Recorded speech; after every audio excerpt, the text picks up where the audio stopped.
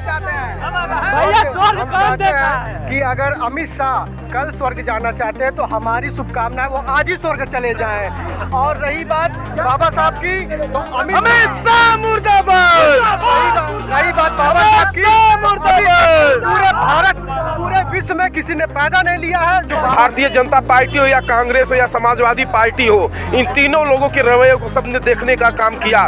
Congress party चिल्लाते हैं उतना भगवान का नाम लेते हैं तो हम लोग स्वर्ग होते हैं। वो कौन से स्वर्ग में है? कौन से स्वर्ग में है? वो स्वर्ग कौन जाएंगे? नहीं हमको तो सुने बाबा स्वर्ग कौन देख कर आया बताइए हमें। स्वर्ग नहीं जाना नहीं, स्वर्ग कौन देख कर आया? कि किस तरह से बाबा साहब को मानने वाले लोग, बाबा साहब के अनुयायी इस तरह की तादाद में आकर के विरोध प्रदर्शन जता रहे हैं। वो कह रहे हैं कि देश का एक भी व्यक्ति सर्वोच्च गद्दी पे भी बैठा रहेगा, अगर बाबा साहब के खिलाफ एक भी शब्द बोलेगा उसके खिलाफ पूरे बहुजन समाज के लोग डीएम कार्यालय से लगाए पूरे प्रदेश के कोने कोने से निकल करके आएंगे और डीएम कार्यालय हर जगह जाकर के विरोध प्रदर्शन दिखाएंगे। क्या कहना चाहते हैं सर, आज बहुजन समाज पार्टी जो है यहाँ पे आई हुई है?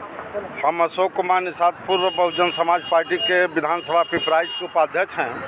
चलते रहिए। और आज भारत का दुर्भाग्य है, भारत देश का दुर्भाग्य है जी कि जिस व्यक्ति को कभी गुजरात हाई कोर्ट ने समाज में रहने लायक नहीं समझा था और उसको तड़ी पार कर दिया था, वह हमारे ईश्वर, हमारे भाग्य विधाता बाबा साहब भीमराव अम्बेडकर जी के ऊपर कटाक्ष करता है कि जय भीम है, गलत तरीके से नाम लेता है। और यह बहुजन समाज इस बात, हम अपने भगवान का अपमान कभी बर्दाश्त नहीं कर सकते।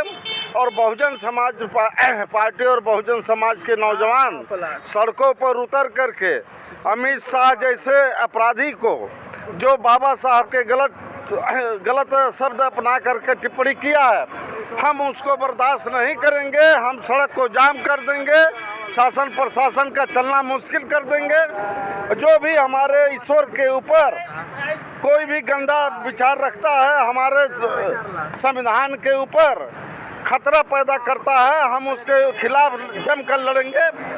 और बहुजन समाज पार्टी जो है कि बाबा साहब को मानने वाली पार्टी है, हम संविधान को पूजने वाले लोग हैं। और बाबा साहब ने मनुवादियों के कह रहे हैं कि अगर उतना टाइम भगवान का नाम लेते स्वर्ग जाते। आप लोग स्वर्ग नहीं जाना चाहते हैं क्या? नहीं हमको तो सुने बाबा स्वर्ग कौन देख कर आया बताइए हमें। स्वर्ग नहीं जाना नहीं, चाहते। स्वर्ग कौन देख कर आया?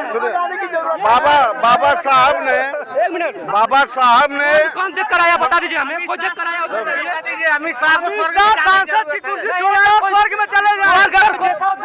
मनुवादियों ने जो बहुजन समाज को नरक में डाला था, नरक जैसा जीवन जीने पर मजबूर कर दिया था, बाबा साहब की वजह से बहुजन समाज आज स्वर्ग का जीवन जी रहा है, सम्मान पूर्वक जी रहा है, सम्मान पूर्वक अपना हक अधिकार ले रहा है, लड़ रहा है। चाहते हैं कि नहीं जाना? स्वर्ग हमारा यही देश ही स्वर्ग है हमारा। सुनो मैं सबसे पहले ये बात बता देना चाहता हूँ आपको। स्वर्ग जाना चाहते हैं? सबसे पहले मैं सभी को एक बात बता देना चाहता हूँ कि हमारे बाबा साहब हमारे लिए सब कुछ है। वो नर्क भेजे चाहे स्वर्ग भेजे, मैं उनके कहने पे मैं जहाँ चाहे वहाँ चल जाऊँगा। लेकिन अमित शाह ने बोला कि जितना हम लोग अम्बेडकर चिल्लाते हैं उतना भगवान का नाम लेते हैं तो हम लोग स्वर्ग होते हैं। वो कौन से स्वर्ग में है? कौन से स्वर्ग में है? वो स्वर्ग कौन जाएंगे? हम लोग नहीं जाना चाहते हैं। बाबा साहब के ऊपर टिप्पणी करने वाला एक लाल आदमी बाबा साहब के संविधान से ही शपथ लेकर के आज गृह मंत्री बना हुआ है और वो हमको स्वर्ग का रास्ता दिखाना चाहता है। मेरा तो असली स्वर्ग जो है मेरा संविधान है, जो बाबा साहब ने दिया है, जो मेरा भगवान दिया है। इसके पहले हम लोगों की क्या क्या दुर्दशा झेला था, तब कहाँ स्वर्ग था। आज बाबा साहब के संविधान के द्वारा ही मुझे स्वर्ग मिला है और मुझे ये स्वर्ग चाहिए। इस स्वर्ग पर जो भी कुछ उंगली उठाएगा, मेरे बाबा साहब, मेरे भगवान को जो भी कुछ कहेगा, हम लोग बर्दाश्त नहीं कर दें। हम अपना खून खराबे पर भी उतर जाएंगे, इसके लिए जो कुछ भी करना होगा तैयार हो जाएंगे। स्वर्ग नहीं जाना चाहते हैं? भैया स्वर्ग कौन देखा है? कि अगर अमित शाह कल स्वर्ग जाना चाहते हैं तो हमारी शुभकामनाएं वो आज ही स्वर्ग चले जाएं। और रही बात बाबा साहब की तो अमित शाह मुर्दाबाद। रही बात बाबा साहब की पूरे भारत पूरे विश्व में किसी ने पैदा नहीं लिया है जो बाबा साहब का अपमान कर सके। कई ये ओछी मानसिकता वाले लोग हैं जो किसी तरह सरकार में आ चुके हैं। अभी हमारी मुखिया का आदेश हुआ है, हम सड़कों पे आए हैं। जिस दिन हमारे मुखिया का आदेश होगा हम दिल्ली तक जाएंगे और ईंट से ईंट बजाने की काम करेंगे।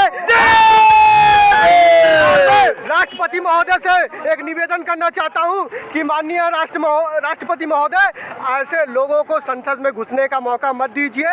मैं भारत की जनता से भी निवेदन करना चाहता हूं कि ऐसे अपराधियों को संसद से बाहर रखें, ऐसे लोगों को चुन के भेजें जो संविधान और बाबा साहब की रक्षा करने के लिए। अभी जो है बहुजन समाज पार्टी रोड पे है क्योंकि बाबा साहब अम्बेडकर के ऊपर जो आपत्तिजनक होता है, ऐसा आरोप है, ऐसा नारेबाजी की जा रही है कि जो आपत्तिजनक टिप्पणी हुई है उसी में बहुजन समाज पार्टी पूरी तरह से रोड पे उतर चुकी है। अभी उसी संबंध में जानकारी लेकर क्या कहना चाहते हैं, ये जनसैलाब क्यों बढ़ा हुआ है? जैसा कि आप सबको विदित है, 17 दिसंबर को राज्यसभा में देश के गृह मंत्री द्वारा जिस तरह से हमारे परम पूज्य बाबा साहब की टिप्पणी की गई थी, उसका आक्रोश पूरे बहुजन समाज में है, सर्व समाज में है। आज उसी का इजहार करने के लिए हम कतई अमित शाह की टिप्पणी को बर्दाश्त नहीं करेंगे। इसी क्रम में आज जनपद गोरखपुर में ये भारी भीड़ जो बहुजन समाज पार्टी के हमारे वर्कर इकट्ठा हुए थे,